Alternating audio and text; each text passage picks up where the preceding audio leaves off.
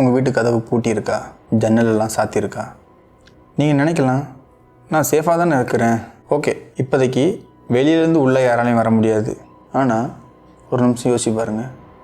உள்ளே ஆல்ரெடி ஒருத்தவங்க இருந்தாங்கன்னா, அவங்க கண்ணுக்கு தெரியாமல் இருந்தாங்கன்னா, அவங்க இப்போ நீங்கள் இந்த வீடியோ பார்த்துட்ருக்கும்போது உங்கள் பக்கத்தில் உட்காந்து உங்களே பார்த்துக்கிட்டு இருந்தாங்கன்னா எப்படி இருக்கும்? உங்கள் வீட்டோட செவருக்கு காது இருந்துச்சுன்னா, நீங்கள் நடக்கிற தரைக்கு உயிர் இருந்துச்சுன்னா, வெல், இன்றைக்கி பார்க்க போகிறதும் அந்த மாதிரி ஒரு வீடை பற்றி தான். இது ஒரு சினிமா கதை இல்லை, இதுதான்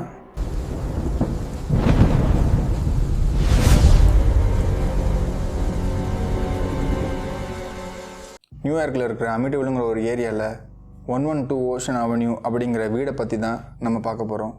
இப்போ சொன்ன இந்த அட்ரஸ்ஸு ஒரு வீடு இல்லை, இது ஒரு க்ரைம் சீன். அது மட்டும் இல்லாமல் வேர்ல்டுலேயே ரொம்ப ஃபேமஸான ஒரு ஹாண்டடான ஒரு ஹவுஸ். இன்றைக்கி வரைக்கும் போலீஸால் பதில் சொல்ல முடியாத நிறைய கேள்விகள் இருக்குது. சயின்ஸால் எக்ஸ்பிளைன் பண்ண முடியாத ஒரு சில விஷயங்கள் அங்கே நடந்திருக்குது. அப்படி அங்கே என்ன தான் நடந்துச்சு அப்படிங்கிறத இன்றைக்கி நம்ம பார்க்க போகிறோம். ஸோ ஹெட்ஃபோன்ஸ் போட்டுக்கோங்க. கதையை ஆரம்பிக்கிறதுக்கு முன்னாடி நம்ம நவம்பர் 13, 1974 போகணும். அமிட்டிவிலுங்கிற ஒரு ஏரியாவில் இருக்க ஒரு சின்ன பாருக்கு ஒரு 23 வயசு பையன் ஓடி வந்து அங்கே இருக்கிற எல்லார்ட்டையும் ஹெல்ப் பண்ணுங்கள், எங்கள் வீட்டில் எங்கள் அம்மாவையும் அப்பாவையும் யாரோ கொலை பண்ணிட்டாங்க அப்படின்னு சொல்கிறான். பாரில் இருந்த எல்லா ஆட்களும் அவங்க கூட அவன் வீட்டுக்கு போகிறாங்க. அங்கே ஒரு பயங்கரமான காட்சியை பார்க்குறாங்க. அவங்க அம்மாவும் அப்பாவும் பெட்டில் படுத்த மாதிரியே ரத்த வெள்ளத்தில் யாரோ ஒருத்தங்க கன்னை வச்சு ஷூட் பண்ண மாதிரி படுத்து கிடந்திருக்காங்க. அங்கே இருந்தவங்களில் போலீஸுக்கு இன்ஃபர்மேஷன் கொடுத்து போலீஸ் உடனே அங்கே வராங்க. ஆனால் போலீஸ் வந்து செக் பண்ணும்போது தான் இன்னொரு கொடூரமான ஒரு விஷயம் தெரியுது. அதுக்கு அடுத்த ரூமில் இருந்த அவனோட தம்பிங்க, அதுக்கு அடுத்த ரூமில் இருந்து அவனோட தங்கச்சிங்க, மொத்த குடும்பத்தையும் யாரோ ஒருத்தவங்க கொண்டிருக்காங்க. இப்போ தான் ரியல் மிஸ்ட்ரி ஸ்டார்ட் ஆகுது. போலீஸ் இன்வெஸ்டிகேஷன் ஸ்டார்ட் பண்ணாங்க. முதல்ல ரொனால்டோ என்ன சொன்ன தெரியுமா, லூயிஸ் ஃபாலினிங்கிற ஒரு ஹிட்மேன் தான் இந்த மாதிரி பண்ணான், நான் அவனை பார்த்தேன், அவன் என்னையும் கொலை பண்ண பார்த்தான், நான் அங்கேருந்து தப்பிச்சு ஓடிட்டேன். Police at the time Ronaldo சொல்கிறத நம்புகிறாங்க. ஆனால் போலீஸ் கொஞ்சம் இன்வெஸ்டிகேஷன் பண்ணும்போது தான் தெரியுது இவன் சொன்னது கொஞ்சம் டிஃப்ரெண்ட்டாக இருந்திருக்கு. ஏன்னா அந்த மர்டர் நடந்த டைமில் அந்த ஹிட்மேன் இந்த ஊர்லேயே இல்லாமல் இருந்திருக்கான். ஸோ போலீஸ் திருப்பி அவனை ரொனால்டோவை கூட்டு வச்சு இன்வெஸ்டிகேட் பண்ணுறாங்க. அப்போ தான் ரொனால்டோ உண்மையை ஒத்துக்கிறான், ஆமாம் நான் தான் என் குடும்பத்தை கொன்னேன். போலீஸ் எதுக்காக இப்படி பண்ணேன் அப்படின்னு கேட்கும்போது, நான் இந்த மாதிரி பண்ணலை, அந்த வீட்டுக்குள்ளே இருந்து வர்ற குரல் மட்டும்தான் இனி இந்த மாதிரி பண்ண சொல்லிச்சு, அதனால தான் நான் பண்ணேன்.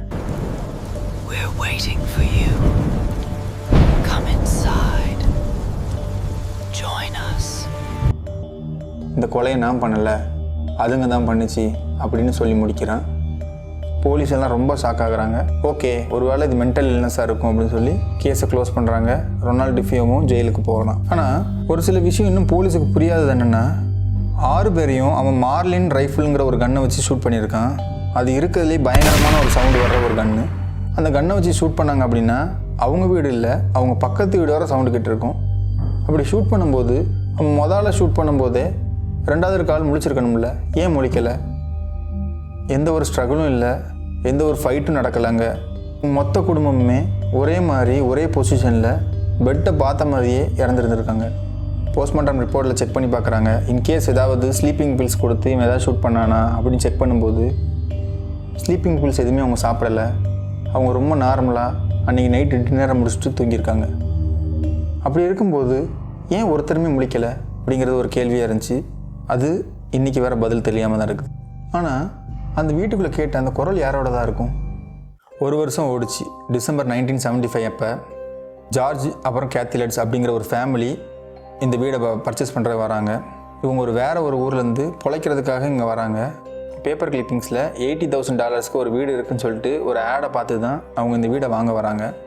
அவங்க அன்றைக்கி டேட்டுக்கு வந்து அந்த இடத்த பார்க்க வரும்போது பார்க்குறாங்க, போட் ஹவுஸ் இருக்குது, ஸ்விம்மிங் பூல் இருக்குது, எல்லாமே இருக்குது. எதுக்கு இந்த வீடை வந்து $80,000 சேல் பண்ணுறாங்க அப்படின்னு சொல்லி ரொம்ப டவுட்டாக இருக்கிறதுனால பக்கத்தில் இருக்க நெய்பர்ஸ்ட்டை ஒரு தடவை போய் கேட்போம் அப்படின்னு சொல்லி அங்கே இருக்கிற நெய்பர்ஸ் எல்லாருமே ரொம்ப ஷாக்காக, அந்த 112 இருக்கிற அந்த வீடா அப்படின்னு கேட்டிருக்காங்க.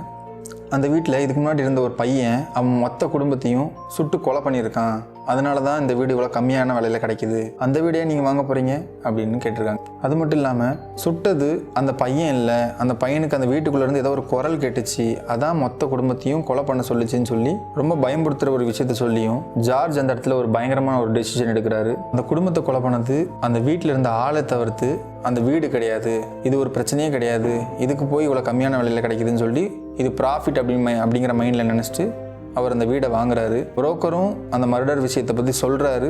சொல்லியும் இல்லை பரவாயில்ல இருக்கட்டும், நான் இந்த வீடை வாங்க தான் போகிறேன் அப்படின்னு சொல்லி ஒரு மைண்டில் அந்த வீட்டையும் வாங்குறாரு. ஆனால் சேஃபர் சைடு இருக்கட்டும்னு ஃபாதர் ரேன்னு ஒரு பாதிரியாரை கூப்பிட்டு வராங்க.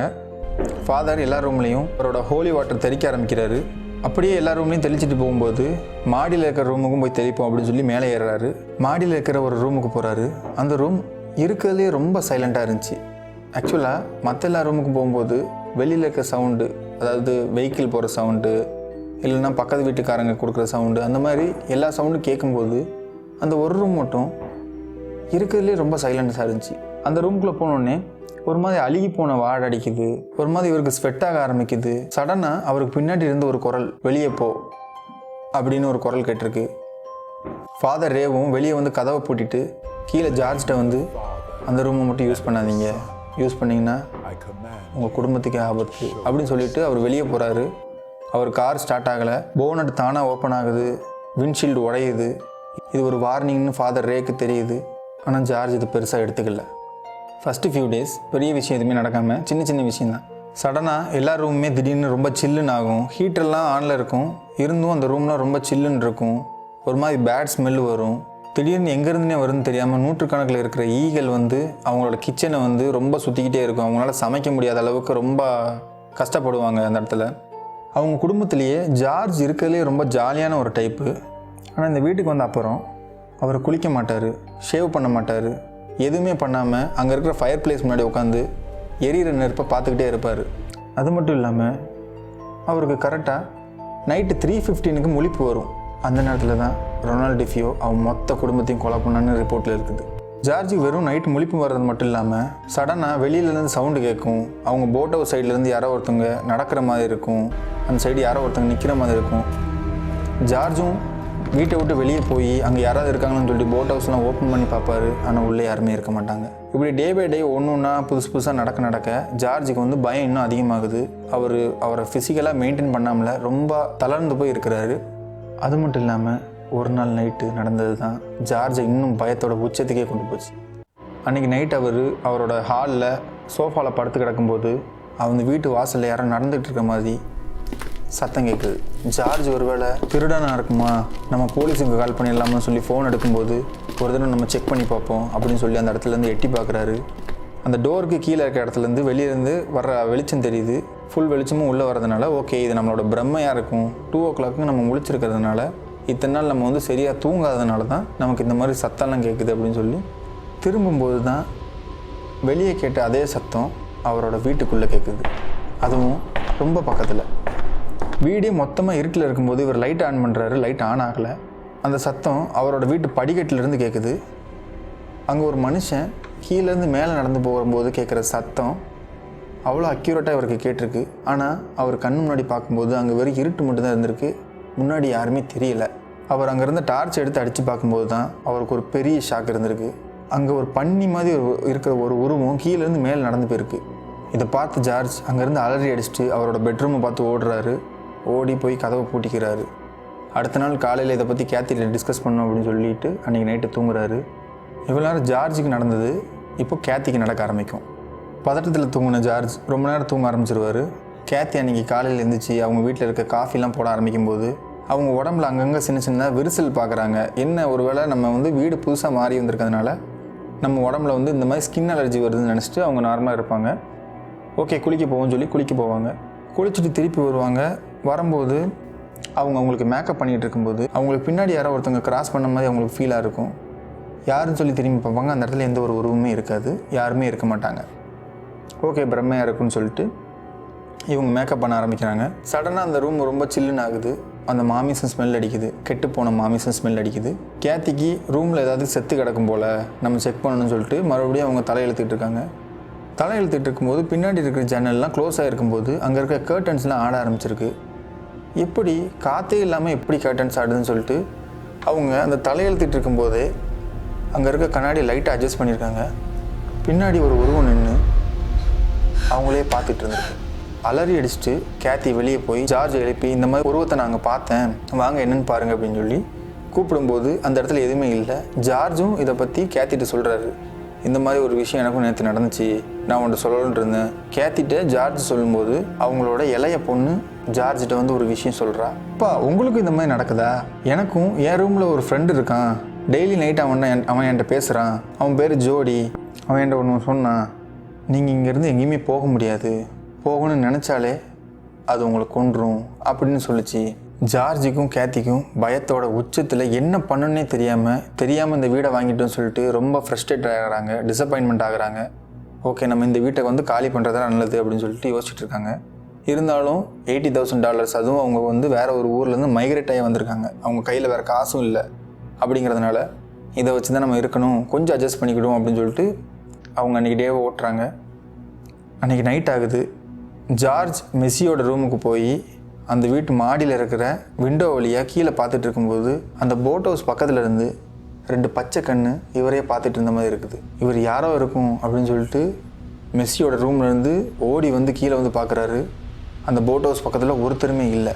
பார்த்தது எங்கேருந்து பார்த்துருப்போன்னு சொல்லிட்டு அவர் திரும்பும்போது மெஸ்ஸியோட ரூமில் ஒரு சைடு மெஸ்ஸி நிற்கிறா, இன்னொரு சைடு அந்த பச்சை கண்ணு அங்கேருந்து இவரை பார்த்துட்டு இருந்திருக்கு. அன்றைக்கி நைட்டோட நைட்டாக அவங்க வீடை காலி பண்ணுறாங்க. எந்த திங்ஸையும் எடுக்கலை, எதையுமே எடுக்கலை, எல்லாத்தையுமே அப்படியே போட்டுட்டு வராங்க. அவங்க கிளம்பும்போது அவங்களோட ஹாலில் இருந்து ஏதோ பேண்டு வாசிக்கிற சத்தம் கேட்டிருக்கு. ஜார்ஜ் பார்க்குறாரு, அந்த இடத்துல யாருமே இல்லை. இதுக்கப்புறம் இந்த இடத்துல இருந்தால் நம்ம உயிருக்கு ரொம்ப ஆபத்தாயிரும் அப்படின்னு சொல்லி அவங்க அன்றைக்கி நைட்டு கிளம்புறாங்க. வண்டி ஆன் ஆகலை. அவங்க திருப்பி ஆன் பண்ணி பார்க்குறாங்க, ஆன் ஆகலை. அவங்க சடனாக பின்னாடி திரும்பி பார்க்கும்போது அந்த வீட்டில் இருந்து அதே கண்கள் அவர் திருப்பி மறுபடியும் பார்த்துட்டு இருக்க மாதிரி இருக்குது.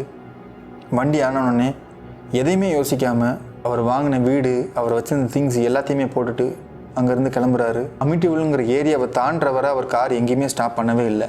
இந்த விஷயத்த வெளியே போய் அவங்க ப்ரெஸ்ஸிட்டெல்லாம் சொல்கிறாங்க. சொல்லும்போது ப்ரெஸ்ஸில் இருக்கவங்க எல்லாருமே இதை ஒரு நியூஸாக கவர் பண்ணி என்ன நடந்துச்சு, எதுக்கு இந்த மாதிரி இந்த ஃபேமிலிக்கு வந்து இந்த ஆச்சு அப்படின்னு சொல்லி எல்லாருமே பார்க்கும்போது நிறைய பேர் சொன்னது, ஜார்ஜ் வந்து ஒரு பொய் சொல்லுவான், அவன் வந்து ஒரு லையர், இந்த மாதிரி அவன் வந்து வாங்கின கடனை கட்ட முடியாமல் தான் அந்த ஊர்லேருந்து இந்த ஊருக்கு ஓடி வந்திருக்கான், இதை வந்து ஒரு கதையாக க்ரியேட் பண்ணி புக்காக பப்ளிஷ் பண்ணணும், அதை வச்சு அவன் காசு ஏர்ன் பண்ணணும் அப்படின்னு நினச்சி தான் அவன் இந்த மாதிரி பண்ணுறான். ஸோ அவன் வந்து ஒரு லையர் அப்படின்னு சொல்லி எல்லாருமே வந்து ஒரு சிலர் சொல்கிறாங்க. ஒரு சிலர் வந்து ஆமாம், இந்த வீட்டு சைடு நான் போகும்போது பார்த்துருக்கேன், அந்த வீட்டிலேருந்து ஏதோ ஒரு கண் வந்து பார்க்குற மாதிரியே இருக்கும், எனக்கும் தெரியும் அப்படின்னு சொல்லி ஒரு சிலர்லாம் சொல்கிற மாதிரி ரிப்போர்ட்ஸில் இருக்குது. கேத்தியையும் ஜார்ஜையும் லை டிடெக்டர்னு ஒரு மிஷின் முன்னாடி உட்கார வச்சு இந்த விஷயத்த சொல்லும்போது அதில் வந்த ரிப்போர்ட்டை கேட்டு மொத்த அமெரிக்காவே ரொம்ப ஷாக் ஆகுது. அந்த டெஸ்ட்டில் அதில் ட்ரூன்னு வந்திருக்கு. அவங்க சொன்ன எல்லா விஷயமுமே ரொம்ப நடந்திருக்கு. அதுவும் பர்சன்டேஜ் வச்சு பார்ப்பாங்க. அதில் வந்து இவங்க சொன்னது வந்து 80 to 90% எல்லாமே கன்ஃபார்ம் பண்ணியிருக்காங்க. இதை கேட்டு இதை ஒரு பெரிய விஷயமாக்குறாங்க. கொஞ்ச நாள் கழித்து கோஸ்ட் ஆன் பண்ணுறவங்க ஒரு சிலர் இருப்பாங்கள்ல, அவங்க வந்து ஒரு 12 பேர் கொண்ட ஒரு டீம் வந்து அந்த வீட்டுக்கு போகிறாங்க. போகும்போது எல்லாருமே எல்லா ரூமுக்கும் போயிட்டு கேமரா வச்சு மைக்கை வச்சு எல்லா வீடியோவும் எடுக்கிறாங்க, செக் பண்ணுறாங்க, சவுண்டு ஏதாவது கேட்குதா அப்படி இப்படின்னு எல்லாம் செக் பண்ணும்போது ஒரே ஒரு கேமராமேனுக்கு மேலே, அதாவது எக்ஸாக்டாக சொல்லணும்னா ரொனால்ட் டெஃபியோட ரூம்லேருந்து ஒரு சின்ன சத்தம் கேட்டிருக்கு. இந்த கேமராமேன் அவரோட கேமராவை தூக்கிட்டு போகும்போது ஏதோ ஒரு உருவம் கிராஸ் ஆகிற மாதிரி பார்த்துருக்காரு. அதை ஃபோட்டோவும் எடுத்திருக்காரு. ஸ்டேர்கேஸ் பின்னாடி இருந்து ஏதோ ஒரு கண்கள் தெரியுது அப்படின்னு சொல்லி அதை ஃபோட்டோ எடுத்த கேமராமேன் அதை பார்க்கும்போது அவருக்கு பயங்கர ஷாக். ஏன்னா டெஃபியோ ஃபேமிலியோட கடைசி பையனோட உருவம் அந்த இடத்துல இருந்திருக்கு. எப்படி கொலை பண்ணதுக்கப்புறம் ஒரு குடும்பம் வந்துட்டு போனதுக்கப்புறம் அந்த உருவம் எப்படி உள்ளே இருக்கும்? அது உண்மையிலே டெஃபியோ ஃபேமிலியை சேர்ந்த அந்த கடைசி பையன் தானா, இல்லை வேறு எதுமா?